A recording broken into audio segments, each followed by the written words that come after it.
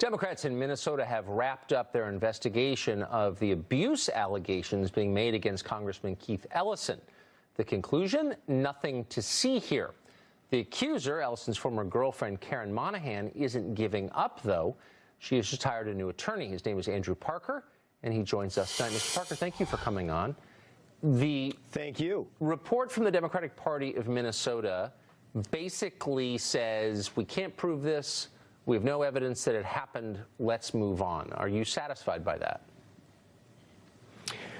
Well, first, Karen Monahan did not raise the allegations in order for to vindicate herself or prove anything to anyone. What she was doing by raising these allegations was, number one, really trying to heal herself by coming forward and heal what was the most traumatic time in her life, and continued to be long after she left Kieth Ellison. And this has been a cathartic but extremely harrowing experience since she left the relationship. The second reason is because she wanted to give a voice to other women who still have not come forward, right, but are involved in very difficult relationships. Abusive relationships. But let me ask you about that. So you have a woman representing the state of Minnesota in the U.S. Senate, Amy Klobuchar, who's been on television these last few weeks attacking Brett Kavanaugh and reminding us that we need to believe the allegations that women make. Has she spoken to Kieth Ellison? Has she spoken publicly about this? Has she spoken to Karen Monahan about this? Well, I don't know what Senator Klobuchar's view is regarding the Ellison situation. Well, has she said anything in public that you're aware of? Not that I'm aware of. Okay. Are there police reports that substantiate this allegation?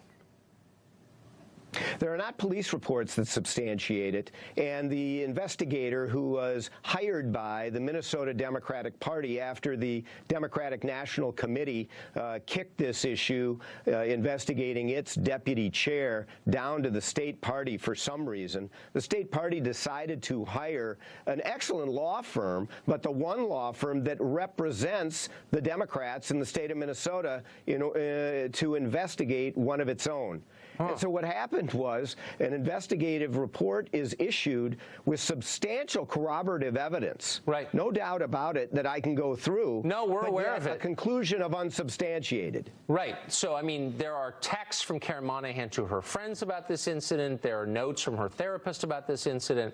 And yet the parties are taking it seriously. Why do you think that is? And I don't want to ask you to speculate, but the irony is kind of unavoidable here. In the middle of a moment when Democrats are telling us that these allegations must be taken seriously, it doesn't appear that they're taking these allegations seriously. Why? Well, in addition to the corroborative evidence, there were 4 witnesses identified. All of them corroborated the story that Karen Monahan told them, that they completely believed her, and she told it to them shortly after the incident occurred, and well over a year and a half before she came out publicly. So Democrats have said, the law firm, the Democratic firm, in Minneapolis that did this so-called investigation said, well, look, Karen Monahan doesn't want to release the videotape she says she has of this altercation, therefore we can't take her seriously. Is that true? And if so, why isn't she releasing the videotape? The primary reason why she is not releasing the videotape is, number one, it re-victimizes her. She refuses to be bullied into being re-victimized. It is a very hurtful video for her to show to anyone. Have you seen it? She did not.